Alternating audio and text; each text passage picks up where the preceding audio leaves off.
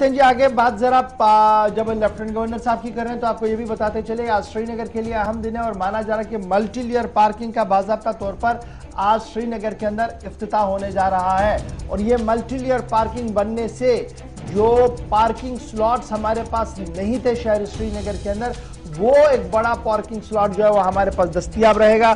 Srinagar municipal corporation की तरफ से एक स्मार्ट सिटी प्रोजेक्ट, ये डेवलपमेंट अथॉरिटी, माफ कीजिएगा, श्रीनगर डेवलपमेंट अथॉरिटी की तरफ से मल्टी लेवल पार्किंग जो है वो लाल चौक के अंदर जो है वो फाइनली इनॉग्रेट की जाएगी लेफ्टिनेंट गवर्नर साहब की तरफ से। आज इस तरीके की बात जो है वो सामने रखी जा रही है। और स्मार्ट सिटी प्रोजेक्ट के तहत ये जो एसडीए ने बनाया है, इस पर कमोबेश 25 करोड़ रुपया सर्फ किया गया है। 25 करोड़ रुपीस इस स्लॉट पर, ताकि यहां पर जो है स्मार्ट सिटी के तहत ये बन पाए, मल्टी लेवल पार्किंग बन पाए। 25 करोड़ रुपया जो है वो इस पर सर्फ किया गया है।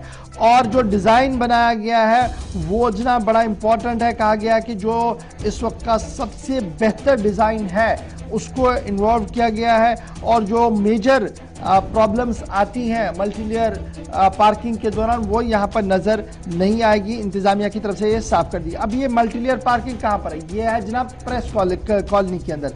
और प्रेस कॉलोनी के एक साइड पर जहाँ पर केएमडी बस स्टैंड हुआ करता था, ऑलरेडी एक मल्टी लेयर पार्किंग है। कितनी वो इस्तेमाल हो रही है डेट इज सेकेंड। लेकिन ये वाली मल्टी लेयर पार्किंग जब बनेगी तो इससे प्रेस कॉलोनी के अंदर जो ट्रैफिक कंजक्शन है उसमें भी कमी होगी। और साथ साथ लाल चौक से, रिगल चौक से जहांगीर चौक तक भी जिसने जाना हो वो अपनी गाड़ी यहां पर पार्क करके आगे पीछे जा सकता है। तो एक बेहतर कदम है, लेकिन बड़ी मुद्दतों बाद इसका इनॉग्रेट जो वो किया जा रहा है। सीधे श्रीनगर चलेंगे। सईद इरफान फाजिल हमारे साथ श्रीनगर से ज्वाइन किए हुए हैं। सईद, बहुत शुक्रिया जी ज्वाइन करने के लिए। अल्लाह अल्लाह करके अब यह फैसला लिया गया कि ये मल्टी लेयर पार्किंग जो है वो आवाम के नाम वक्फ की जाए। क्या कुछ ग्राउंड जीरो पर तैयारियां हैं? कितने बजे तक एक्सपेक्ट किया जा रहा है कि इसे बाज़ाब्ता तौर पर खोल दिया जाएगा?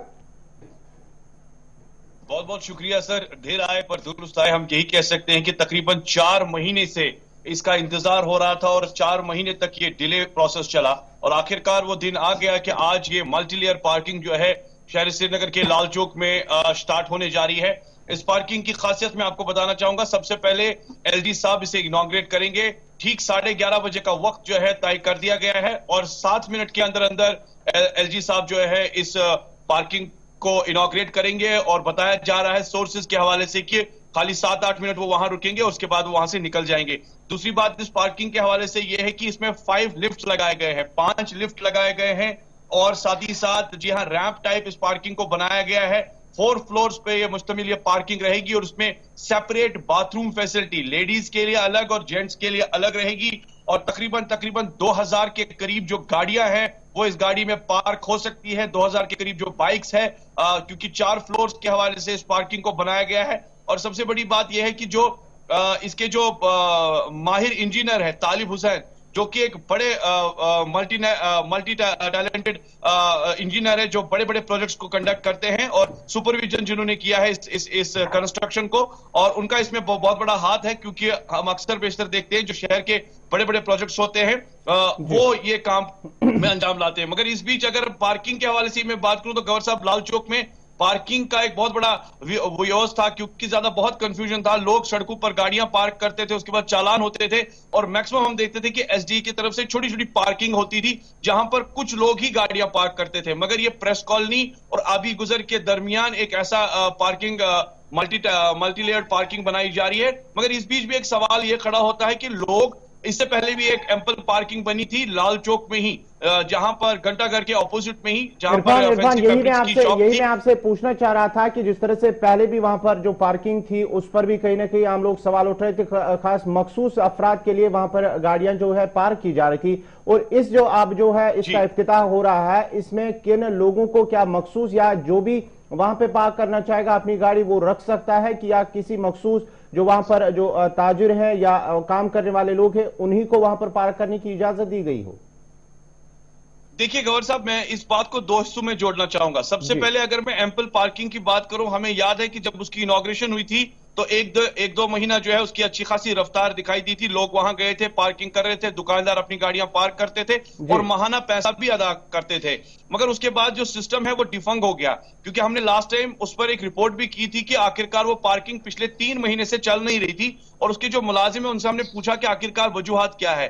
वजूहात था कि वहां पर जो उसका जेनसेट है वो ठीक से काम नहीं कर रहा था, जिसकी वजह से उसमें लिफ्टिंग में प्रॉब्लम आ रही थी। अब अगर हम इसी पार्किंग की बात करेंगे जिसपे 25 करोड़ रुपया जो है खर्चा किया जा रहा है पैसा, अब ये कितना स्टैंड रहता है, कितना इसको लोग इस्तेमाल करते हैं। और इसमें एक देखने वाली बात जरूर होगी, क्योंकि प्रेस, एक तो प्रेस कॉलोनी के जो प्रेस फ्रेटर्निटी के लोग हैं, क्या उनको भी मौका मिलेगा वहां गाड़ी पार्क करने का, नंबर 1।